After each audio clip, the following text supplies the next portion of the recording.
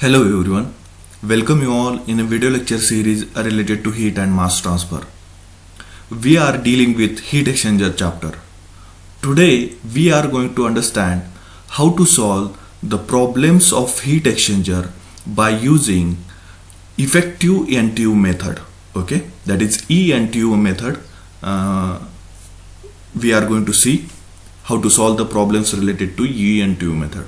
So first problem is 16.5 kg per second of the product at 650 degrees Celsius in bracket Cp is equal to 3.55 kilojoule per kg degree Celsius in a chemical plant are to be used to heat 20.5 kg per second of the incomplete fluid from 100 degrees Celsius in bracket Cp is equal to 4.2 kilojoule per kg degree Celsius if the overall heat transfer coefficient is 0.95 kilowatt per meter square degree Celsius and installed heat transfer surface is 44 meter square.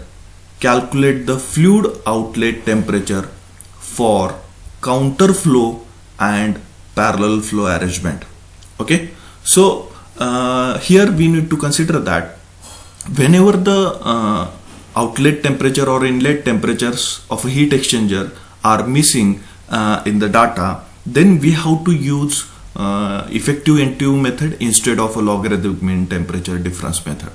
Okay, so here it is specified that we have to find out the outlet temperature of cold fluid and outlet temperature of a hot fluid.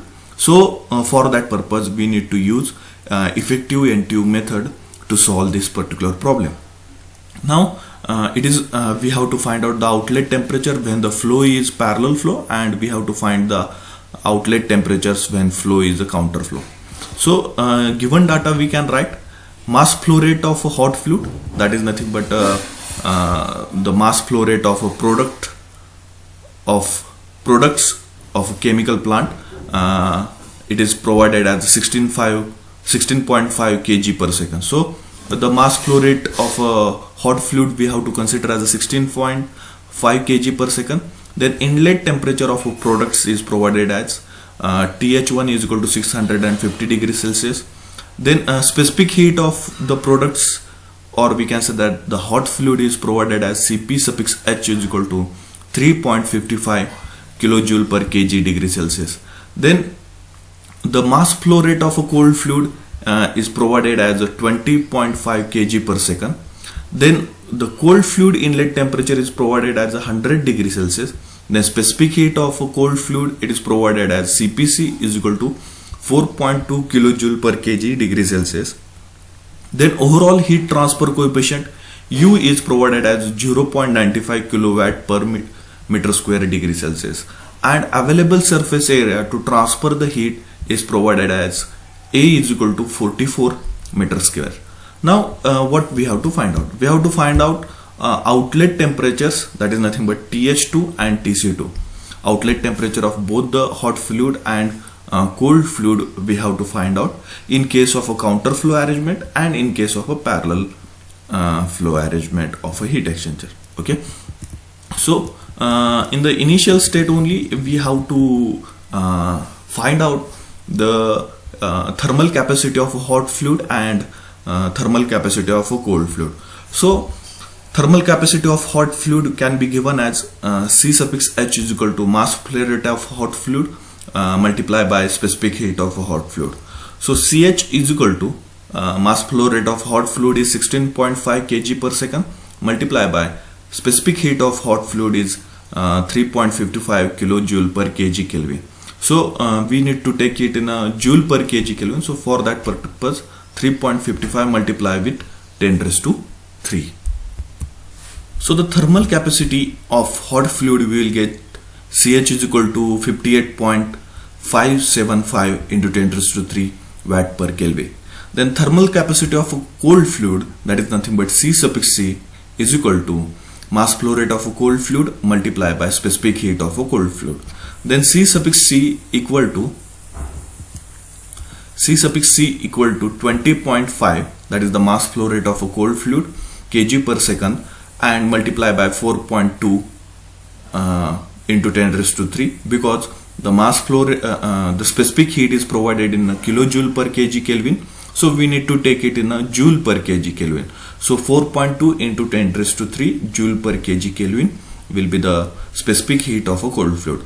Then C suffix C, that is the thermal capacity of a cold fluid, we will get as a 86.1 into 10 raised to 3 watt per Kelvin. Okay, now next we have to compare these two values for CH and CC. Okay, so which one is minimum, and we have to decide which one is minimum and which one is a maximum. Okay, CH is 58.575 into 10 raised to 3 and CC is 86.1 into 10 raised to 3. So from these two values, obviously one can say that the CH value is less than CC value. So CH will be considered as a C minimum and CC will be considered as a C max. Therefore here, by comparing the values of CH and CC, we can say that CC is greater than CH, so that CH is equal to C minimum and CC is equal to C max. So capacity ratio one can write as capacity ratio R is equal to C minimum divided by C max. Okay, so R is equal to 58.575 into 10 raised to 3 divided by 86.1 into 10 raised to 3. So R value we will get R is equal to 0.680. Now next second parameter we require to calculate the effectiveness is nothing but NTU, that is number of transfer units. So it is given as U multiplied by A divided by C minimum. So where U is overall heat transfer coefficient, A is surface area available for the heat transfer, and C minimum is the minimum heat capacity value. Then one can say that NTU is equal to 0.95 into 10 raised to 3, that is the overall heat transfer coefficient value. It is provided 0.95 kilowatt per meter square degree Kelvin. We have to take it in a watt per meter square degree Kelvin. So for that purpose we have to multiply with 10 raised to 3 with 0.95, multiply by surface area available for heat transfer, it is provided as 44 meter square, whole divided by C minimum. Now in this case the C minimum is nothing but CH. So CH value we have taken as 58.575 into 10 raised to 3. So NTU we will get 0.7136.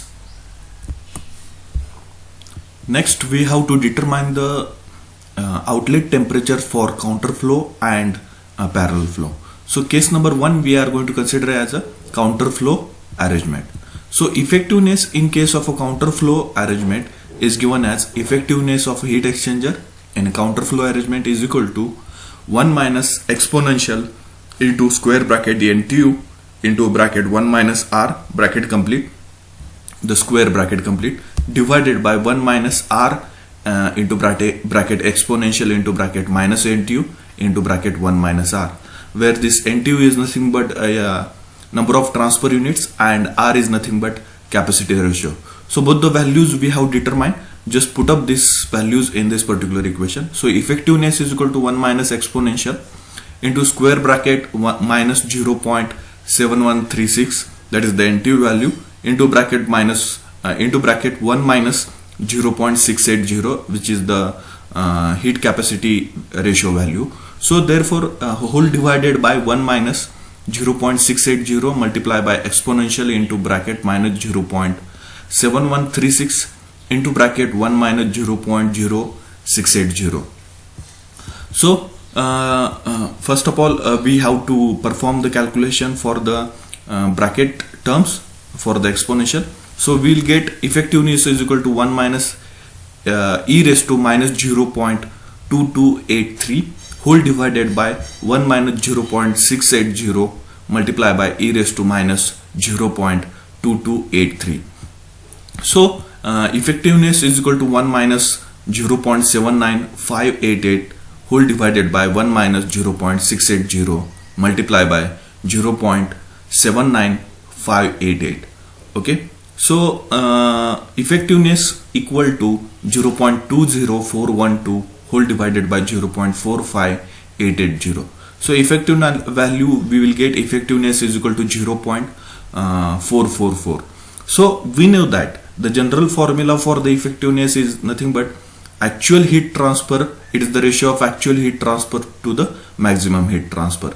So that can be written as CH into bracket TH1 minus TH2 whole divided by C minimum into bracket TH1 minus TC1 equal to C suffix C into bracket TC2 minus TC1 whole divided by C minimum into bracket TH1 minus TC1. Okay, so by considering the first equation, effectiveness is equal to CH into bracket TH1 minus TH2 divided by C minimum into bracket TH1 minus TC2, we can easily find out the outlet temperature of a hot fluid. So here we have considered the first equation, effectiveness is equal to CH into bracket TH1 minus TH2 into bracket whole divided by C minimum into bracket TH1 minus TC1. Now here in this particular problem, we'll get the heat capacity value for the hot fluid is minimum. So here if you put this CH is equal to C minimum in this particular equation, so then we will get the effectiveness is equal to TH1 minus TH2 whole divided by TH1 minus TC1.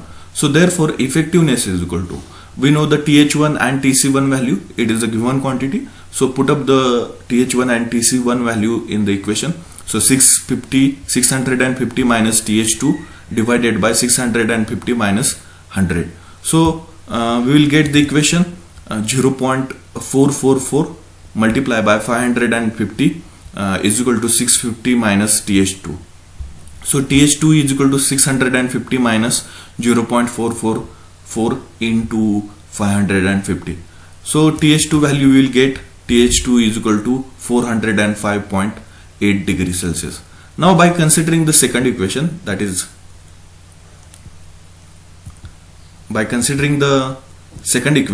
nothing but effectiveness is equal to C suffix C into bracket TC2 minus TC1 divided by C minimum into bracket TH1 minus TC1.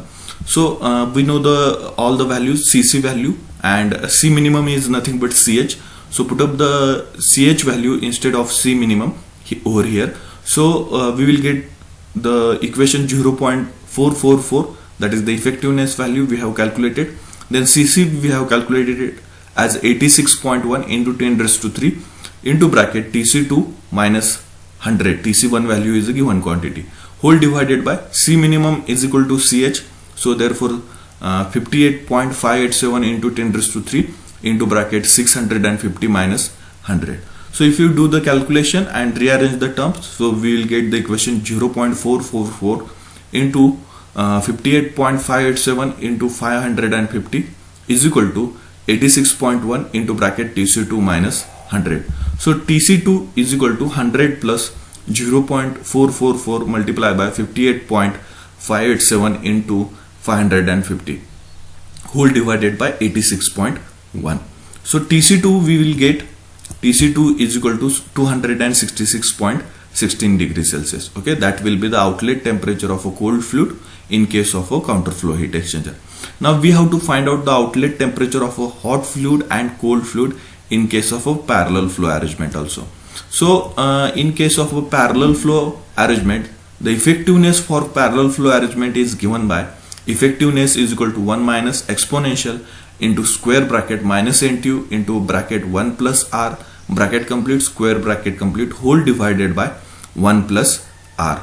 Okay, so already we have calculated the NTU and R value. NTU is nothing but number of transfer unit and R is nothing but the thermal capacity ratio, that is nothing but C minimum divided by C max, and both the values we have calculated. Now just put up these values in this equation, we will get the effectiveness for parallel flow arrangement. So effectiveness is equal to 1 minus exponential into bracket 1 minus 0.7136 into bracket 1 plus 0.680 bracket complete square bracket complete whole divided by 1 plus 0.680. Therefore effectiveness equal to 1 minus e raised to 1.19884 whole divided by 1.680. Okay, so the effectiveness we will get, effectiveness is equal to 0.6984 whole divided by 1.680. So therefore the effectiveness equal to, in case of a parallel flow arrangement, effectiveness will get equal to 0.4157. And we know that the effectiveness can be given as the actual heat transfer divided by the maximum heat transfer. So effectiveness equation can be written as effectiveness is equal to CH into bracket TH1 minus TH2 divided by C minimum into bracket TH1 minus TC1. So in this case, by comparing the CH and CC value, we come to know that the CH value is less than CC value, so CH will be considered as a C minimum. So here CH is equal to C minimum, and in this particular equation, if you put the CH is equal to C minimum, then this C minimum will be cancelled, and we will get the equation for effectiveness. Effectiveness is equal to TH1 minus TH2 whole divided by TH1 minus TC1. Put up the values. Effectiveness in case of a parallel flow, we have find out it is equal to 0.4157 equal to TH1 value is provided 650 and TH2 value we need to find out minus TH2 whole divided by TH1 is 650 minus TC1 is 100.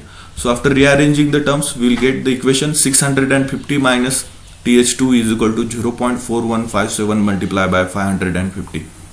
So TH2 is equal to 650 minus 0.4157 multiplied by 550.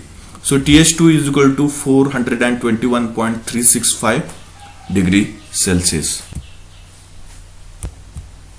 So now we have to consider the second equation to find out the cold fluid outlet temperature. So effectiveness is equal to C suffix C into bracket TC2 minus TC1 whole divided by C minimum divided by TH1 minus TC1. So effectiveness in case of parallel flow, we have find out it is equal to 0.4157 equal to C suffix C, heat capacity of a cold fluid 86.1 into 10 raised to 3 into bracket TC2 minus 100. Okay, so TC1 is given quantity whole divided by, now in this particular problem C minimum is equal to CH. So we have taken 58.587 into 10 raised to 3 into bracket 650 minus 100. So from this equation we will get the value for TC2. TC2 is equal to 255.57 degrees Celsius. So in this manner we have to solve the problems if it is asked to find out the outlet temperature of both the fluids. Now the second problem here we are considering a counterflow heat exchanger is employed 0.55 kg per second in a bracket Cp is equal to 2.45 kilojoule per kg degree Celsius of oil from 115 degrees Celsius to 40 degrees Celsius by the use of water. The inlet and outlet temperature of the cooling water are 15 degrees Celsius and 75 degrees Celsius respectively. The overall heat transfer coefficient is expected to be 1450 watt per meter square degree Celsius. Using NTU method, calculate the following. The first one is the mass flow rate of water, second one is the effectiveness of heat exchanger, and third one is surface area required. Okay, so these three quantities we have to find out in this particular problem by using NTU method. Okay, so first we have to consider the given quantities. The given mass flow rate of oil is provided, will be considered as a mass flow rate of a hot fluid equal to 0.55 kg per second. Then a specific heat of oil is provided, so will be considered as a specific heat of a hot fluid. Cp suffix H is equal to 2.45 kilojoule per kg degree Celsius. Then TH1, that is hot fluid temperature or the oil temperature, will be considered at the inlet as T suffix H1 is equal to 115 degrees Celsius.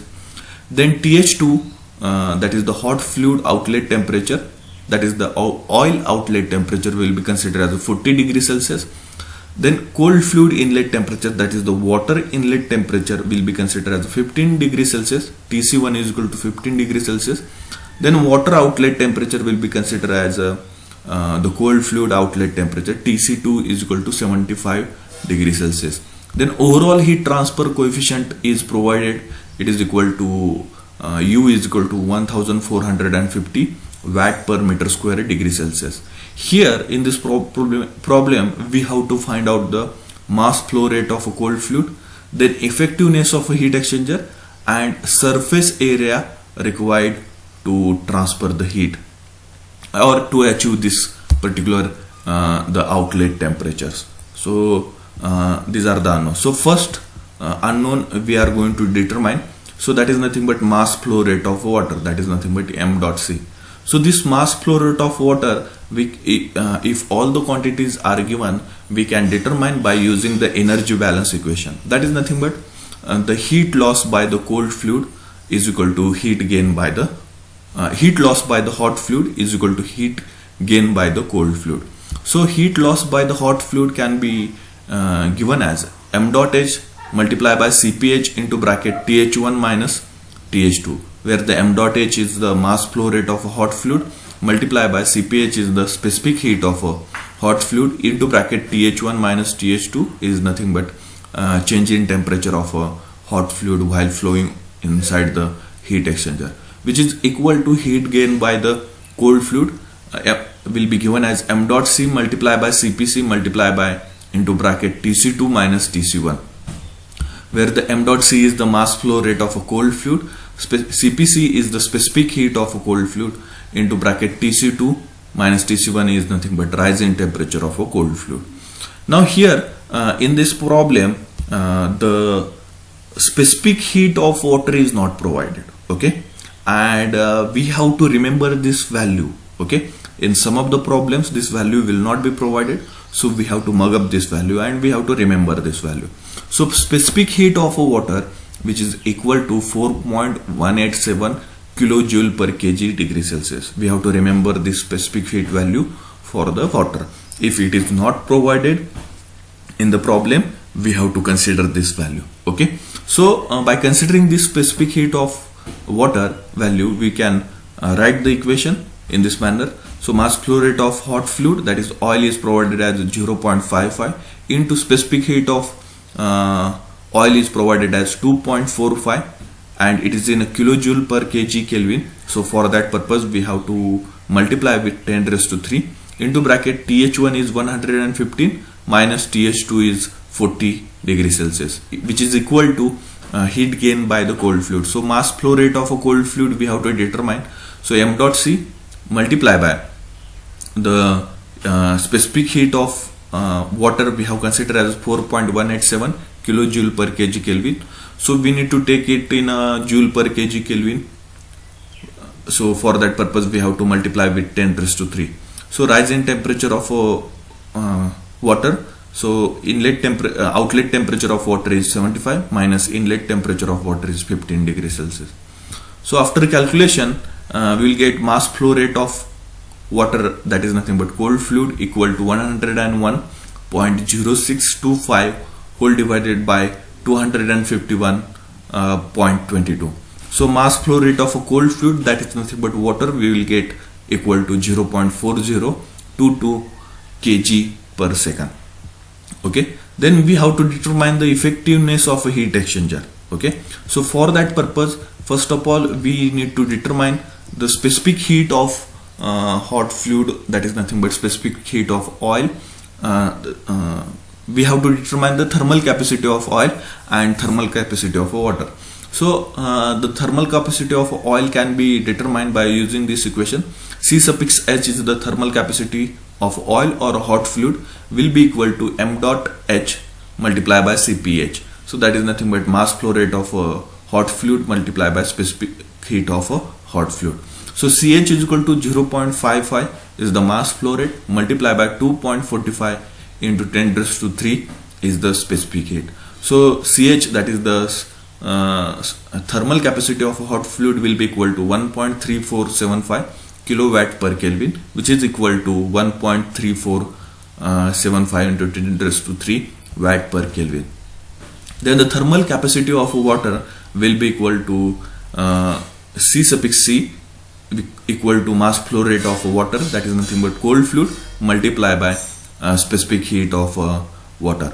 So C suffix C equal to 0.4029 multiplied by 4.187 multiplied by 10 raised to 3.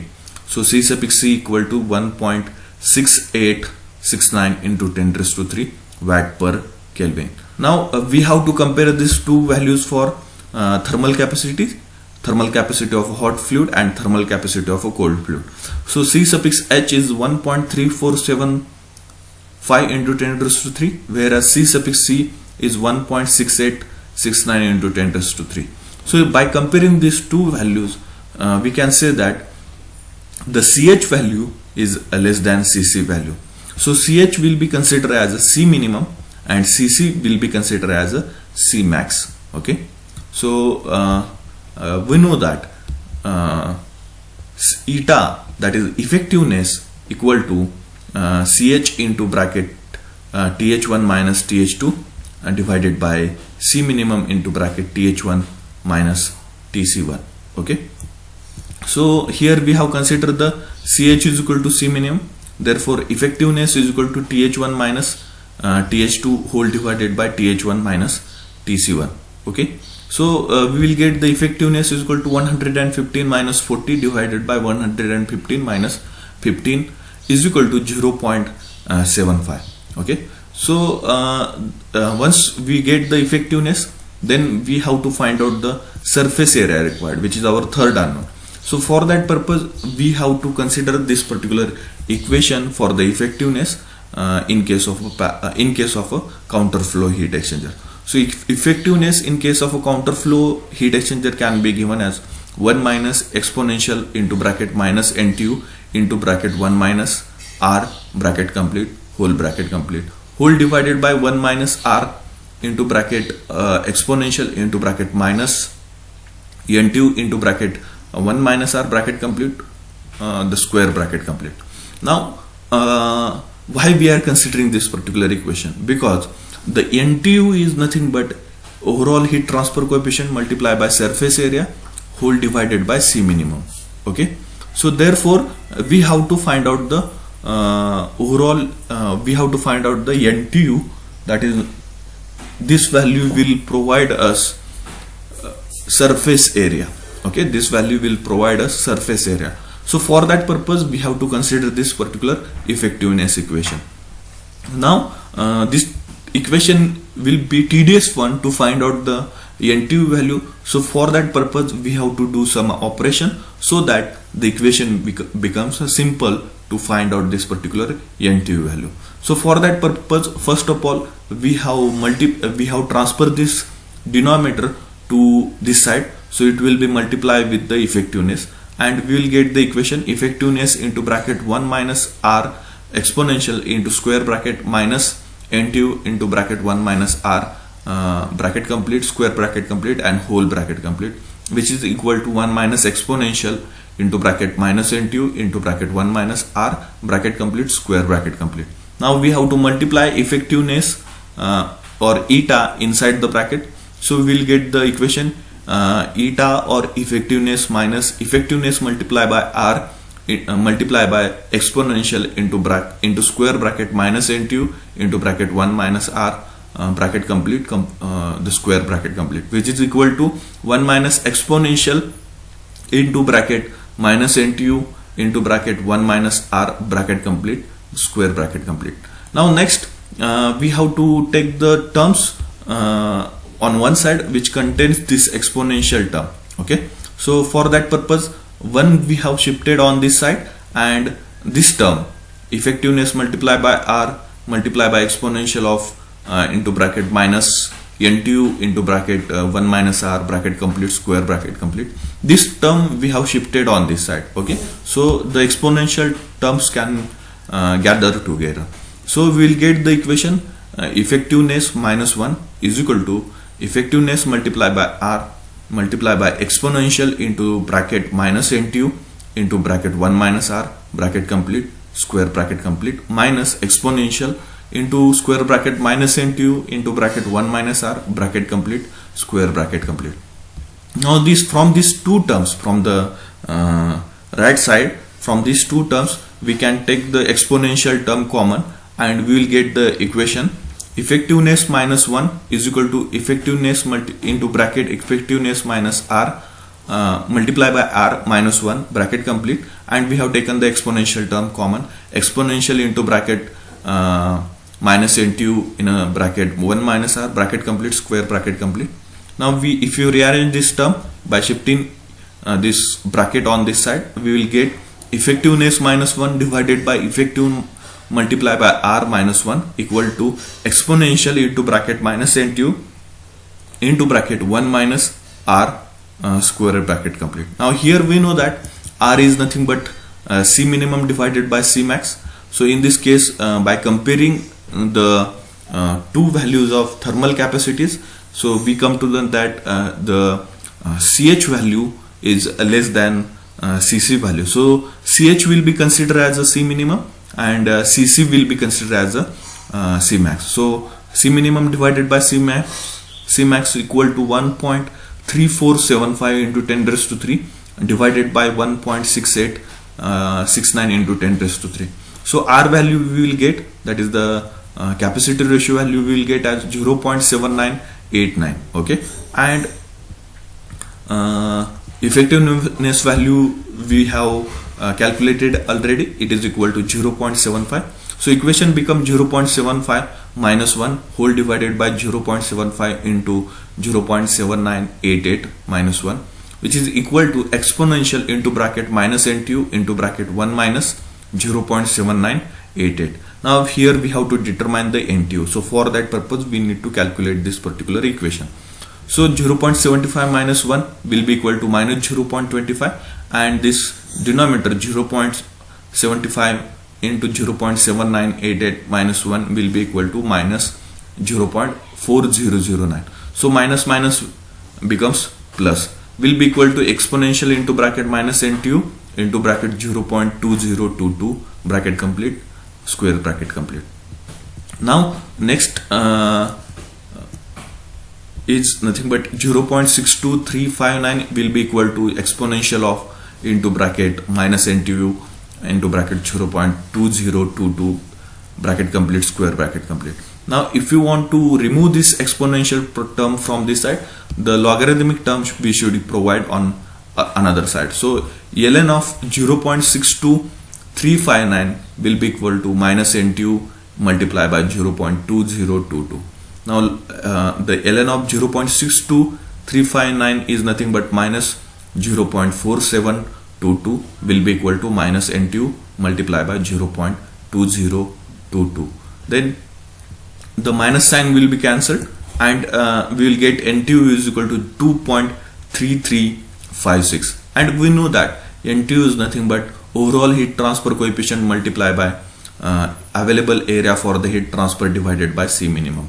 So NTU we can determine this NTU value. Now we have already determined this particular NTU value from this particular calculation. NTU is equal to 2.3356. So just put up this all the values. So only one unknown we have to remain in the equation, that is nothing but area, and that can be easily determined. So NTU is 2.3356 is equal to overall heat transfer coefficient value is provided as a given quantity, which is equal to 1450 multiplied by area. We have to determine the area whole divided by C minimum. So in this problem CH is equal to C minimum. So for that purpose we have taken the CH value as a C minimum. So 1.3475 into 10 raised to 3 divided by 1.3475 into 10 raised to 3. So by calculating we will get the value of A. So A is equal to, or the surface area required to transfer or to achieve the this temperature, A should be equal to 2.17049 meter square.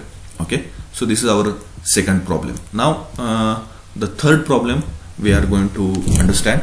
So third problem is oil in bracket Cp is equal to 3.6 kilojoule per kg degree Celsius, bracket complete, at 100 degree Celsius, flows at the rate of 30,000 kg per hour and enters into parallel flow heat exchanger. Okay, cooling water in bracket Cp is equal to 4.2 kilojoule per kg degree Celsius, bracket complete, enters the heat exchanger at 10 degree Celsius at the rate of 50,000 kg per hour. The heat transfer area is 10 meter square and overall heat transfer coefficient U is equal to 1000 watt per meter square degree Celsius. Calculate the following. First one is outlet temperature of oil and water. Second one is the maximum possible outlet temperature of water. So two unknowns are there and data can be written in the format of a given quantity. So here mass flow rate of oil is provided. So will be considered as a mass flow rate of a hot fluid because the oil losing its heat to the water. So for that purpose the oil should be considered as a hot fluid. So mass flow rate of oil equal to mass flow rate of oil, flow rate of a hot fluid will be equal to 30,000 kg per hour. Now we have to consider this in a kg per second. So for that purpose we have divided to this particular value by 3600. So we will get the value in kg per second. So then Cp of oil is provided, will be considered as a Cp for the hot fluid will be equal to 3.6 kilojoule per kg degree Celsius. Then the inlet temperature of oil is provided as 100 degree Celsius. So for that purpose Th1 equal to 100 degree Celsius. Then mass flow rate of water will be considered as a mass flow rate of a cold fluid is provided as 50,000 kg per hour. So it is provided in a kg per hour. So we need to convert it into a kg per second. So for that purpose we have to divide with 3600. So specific heat of water is provided. It is equal to 4.2 kilojoule per kg degree Celsius. Will be considered as a specific heat of a cold fluid. Then inlet temperature of water is provided. Will be considered as a Tc1 equal to 10 degree Celsius. Then overall heat transfer coefficient is provided as U is equal to 1000 watt per meter square degree Celsius. Then the surface area available for the heat transfer is provided as A is equal to 10 meter square. Okay, now and we need to find out the inlet and outlet temperature, in outlet temperature of a hot fluid and outlet temperature of a cold fluid in a parallel flow heat exchanger arrangement. And second unknown is nothing but what will be the maximum temperature of a cold fluid, or what will be the maximum temperature of a water at the outlet. So that two unknowns we have to determine. So the first of all, the outlet temperature of oil and water we need to determine. So for that purpose we have to find out the thermal capacities of oil and water. So thermal capacity of oil, that is nothing but C suffix H is equal to mass flow rate of oil multiplied by specific heat of oil. So that is equal to m dot H multiplied by Cph, because oil is a hot fluid. So C suffix H is equal to mass flow rate of oil is provided as 30,000 kg per hour. We need to take it in a kg per second. So for that purpose we have to divide with 3600. So 30,000 divided by 3600 multiply by 3.6 is the specific heat of oil. It is provided in a kilojoule per kg Kelvin. We need to take it in a joule per kg Kelvin. So for that purpose we have to multiply with 10 raised to 3. Then we will get the value of thermal capacity of oil or hot fluid as C suffix H is equal to 30 into 10 raised to 3 watt per Kelvin.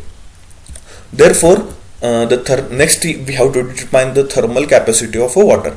That is nothing but C suffix C. because the water is a cold fluid. So C suffix C equal to m dot C, that is mass flow rate of water multiplied by specific heat of water. So C suffix C equal to mass flow rate of water is provided as 50,000 kg per hour. So here we have to take it in the form of a kg per second. So for that purpose we have to divide 50,000 by 3,600. So multiply by 4.2 is the specific heat of water. It is provided in a kilojoule per kg Kelvin.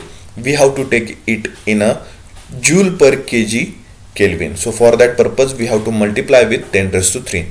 So then the thermal capacity of the water we will get as 58.33 into 10 raised to 3 watt per Kelvin. So by comparing the two values, okay, the CH value and CC value, so we'll come to know that CC is greater than CH or CH is less than CC. So CH will be considered as a C minimum and CC will be considered as a C max in this particular problem. Okay, so here by comparing, CC is greater than CH, therefore C minimum is equal to CH and C max is equal to C suffix C. Okay, then capacity ratio can be determined. R is equal to C minimum divided by C max is equal to 30 into 10 raised to 3 divided by 58.33 into 10 raised to 3. So R value we will get as R is equal to 0.514. Then the NTU, that is the number of transfer unit, is nothing but overall heat transfer coefficient multiplied by available surface area divided by C minimum. So in this problem C minimum is equal to CH. Okay, so therefore the NTU becomes the U value, overall heat transfer coefficient value, is provided as 1000 watt per meter square degree Celsius. We have taken 1000 multiplied by area is provided as 10 meter square. So 10 we have taken, and C minimum is equal to CH. So for that purpose 30 into 10 raised to 3 we have taken. So we will get the NTU is equal to 0.33.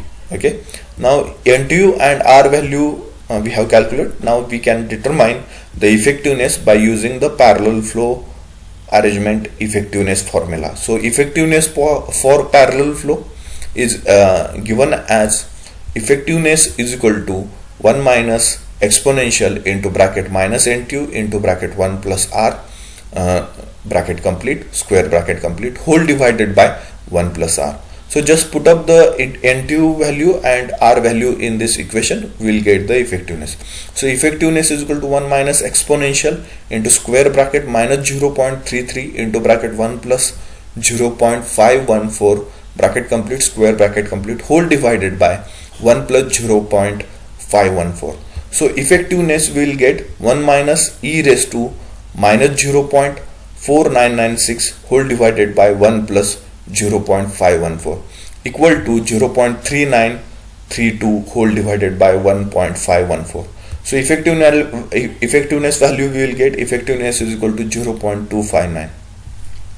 Now we have to determine the outlet temperatures. Okay, so we know that the effectiveness is nothing but actual heat, it is the ratio of actual heat transfer to the maximum heat transfer. So the effectiveness equation can be given as effectiveness is equal to C suffix H into bracket TH1 minus TH2, that is the heat loss by the hot fluid, actual heat loss by the hot fluid divided by maximum heat transfer rate can be given as C minimum into bracket TH1 minus TC1, which is equal to heat gain by the cold fluid, that is the actual heat transfer rate, will be given by C suffix C into bracket TC2 minus TC1 whole divided by C minimum into bracket TH1 minus TC1.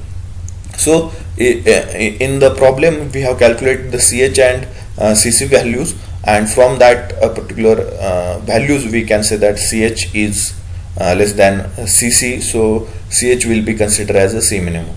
So consider the first equation, effectiveness is equal to CH into bracket TH1 minus TH2 whole divided by C minimum into bracket TH1 minus TC1. So here the CH is equal to C minimum, So instead of CH, if we put the C minimum, then C minimum will be cancelled, and the effectiveness equation we will get as effectiveness is equal to TH1 minus TH2 divided by TH1 minus TC1. So effectiveness value we have determined from the equation. It is equal to 0.259 equal to TH1 is a given quantity, that is nothing but inlet temperature of hot fluid. It is provided as 100 degrees Celsius, minus TH2 we have to determine, whole divided by TH1 minus TC1 will be equal to 100 minus 10. So the TH2 we will get as a 76.69 degrees Celsius. Okay, so here the unit is missing, you write the unit degree Celsius. Okay, then next consider the second equation.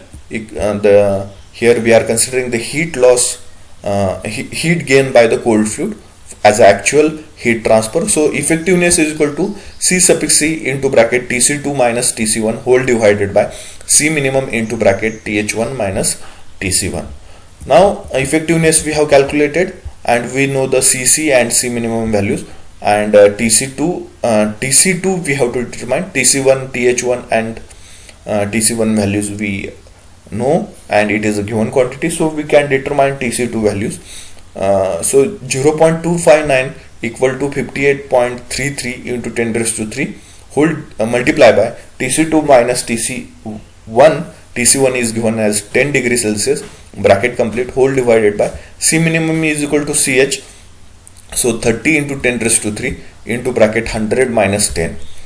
Therefore we will get the TC2 value as TC2 is equal to 21.98 degrees Celsius.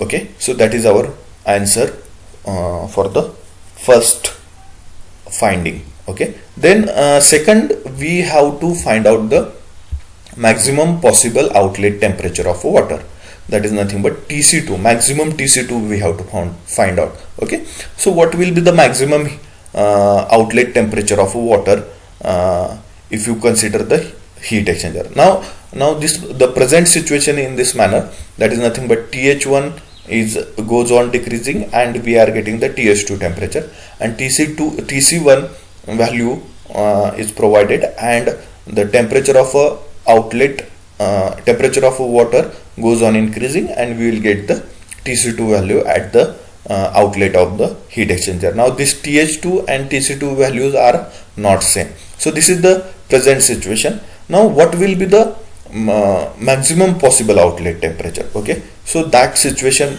we have to consider this particular diagram. So maximum outlet temperature of cold fluid can be equal to the outlet temperature of a hot fluid. Okay, so we can say that we can achieve the maximum temperature of outlet fluid which is equal to the outlet temperature of a hot fluid. That is the case where we can achieve the maximum outlet temperature of a cold fluid. Okay, so here we have to remember that when maximum outlet temperature of a cold fluid should be equal to outlet temperature of a hot fluid. Okay, so here we have considered that TH2 is equal to TC2. Okay, TH2 equal to TC2, that is the condition to achieve maximum possible outlet temperature for the cold fluid. Okay, so that is we can obtain the maximum outlet temperature of a cold fluid equal to outlet temperature of a hot fluid. Okay, so that is nothing but TH2 is equal to TC2. So here we have to put out this condition in an energy balance equation. Okay, so energy balance equation is nothing but heat loss by the hot fluid is equal to heat gain by the cold fluid. So heat loss by the hot fluid is given as m dot h multiplied by Cph into bracket TH1 minus TH2 is equal to heat gain by the cold fluid is nothing but m dot c multiplied by Cpc into bracket TC2 minus TC1. Now we have to put up the maximum